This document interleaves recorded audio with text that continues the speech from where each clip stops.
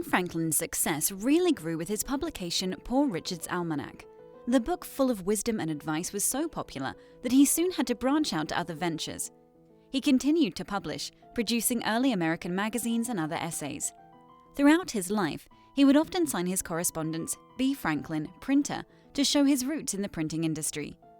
He was so successful with his publishing endeavors that he had become a gentleman of leisure by his 40s, which gave him plenty of time to dabble in music, art, science, and politics. Many of his inventions are used in various forms even today. Trying to find more practical ways of doing things was at the heart of a lot of Ben's experiments and inventions. Ben's interest in philosophy and science began early. Since he only had a few years of formal schooling, he read as much as he could. An extremely curious person, he engaged in a lot of different types of inquiry throughout his life. He made many contributions to science, merely by observing the world around him and looking for ways to understand or make use of it. For example, the invention of the bifocal came from trying to work through an affliction he suffered from himself. The need for spectacles that could work for both up close and far away were revolutionary at the time.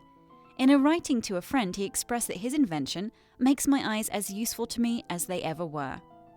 He was working on a hot day in 1758, trying to figure out a method of cooling using evaporation. Along with John Hadley, a British chemist, they continuously wetted the ball of a mercury thermometer with ether. Every time the ether evaporated by use of a bellows, the temperature was lowered, finally reaching a temperature of 7 degrees Fahrenheit, which is negative 13 degrees Celsius. Writing up his discovery, Ben noted that it was possible to freeze on a summer's day using the methods of evaporation. While he was being credited with inventing the concept of air conditioning, the experiment of weather cooling via evaporation was the extent of it. Yet Ben did still find an interesting way of keeping cool on hot days. He was fond of air bathing, which meant opening all of the windows in the house and walking around in the nude. This may have actually kept him healthier, as stale air was often a problem in colonial households. While his air baths were more a manner of living, he also sought to improve the interior conditions of the households by designing the Franklin stove. It was invented in 1741 and was essentially a metal-lined fireplace. It provided more heat and less smoke than other stoves at the time by using an inverted siphon to draw more heat from the flames.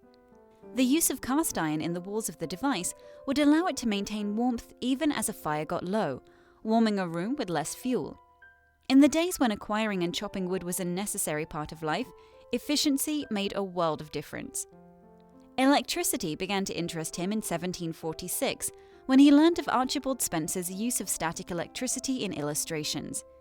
At the time, electricity was referred to as electrical fluid, and the idea was that they were different kinds of fluid that was responsible for different electrical phenomenons. As Ben began working and experimenting, he worked from the thesis that there were not different types of electricity, but that it was instead the same fluid under different environmental pressures. In 1748, he developed a kind of battery using glass and lead plates suspended with silk string and wires. During his experiments with his electrical battery, he was the first scientist to speak of positive and negative charges, and subsequently discovered the concept of charge conservation. During this time, he also sought to prove that lightning was electricity. In 1750, he proposed an experiment that involved flying a kite with a key during a lightning storm. He performed the experiment in 1752, where he was successful in extracting electric sparks from the cloud. It was said that to avoid an electrical shock, he stood on an insulator and under a dry roof. While the popular image of Ben flying a kite in a thunderstorm is romantic, it is highly unlikely he performed the experiment with that method. When he wrote about his experiments, he spoke about the danger from lightning. This helped him develop the concept of grounding, where the electricity can be safely diverted into the ground. All of this research eventually paved the way for the lightning rod that Ben developed. He experimented with the rods first on his own house, but later installed them also on the Academy of Pennsylvania and the Pennsylvania State House. His work with electricity made him one of the few Americans of his time to be elected as a Fellow of the Royal Society. He earned the Royal Society's Copley Medal in 1753. This also earned him his first honorary degrees from Harvard and Yale. Although his work with kites was most famously attached to his lightning experiments, He also worked to use kite form and function for pulling people and ships across waterways. He inspired others to continue his research. His interest in ships would also lead to work in oceanography later in life. Physics was not the only science that Ben was interested in either. In the 1730s and 1740s, one of Ben's projects was to look at the population of the American colonies. The apparent rapid growth of America intrigued him. He took notes and began to notice that the American colonies had one of the fastest population growth rates. Ben linked this phenomenon with the availability of food and farmland. In 1755, he published Observation on the Increase of Mankind to describe his observations over the 2 decades. He hypothesized that America's population could potentially double every 2 years, which meant that it would exceed England's population within a century. The first draft of this work had been published in 1751 and had circulated to other prominent thinkers looking at populations.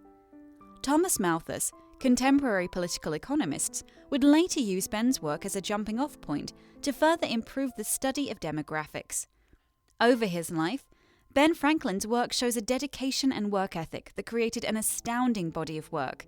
Many of these discoveries came simultaneously with innovations in other areas, such as music and philosophy. Every day he set out to make a discovery, and with a seemingly untiring spirit, he was able to make progress in the world where he could. He went looking for questions and then sought the answers. Hey guys and girls, thank you for watching. If you enjoyed this video, please hit the thumbs up button to like, and subscribe so you won't miss any future videos.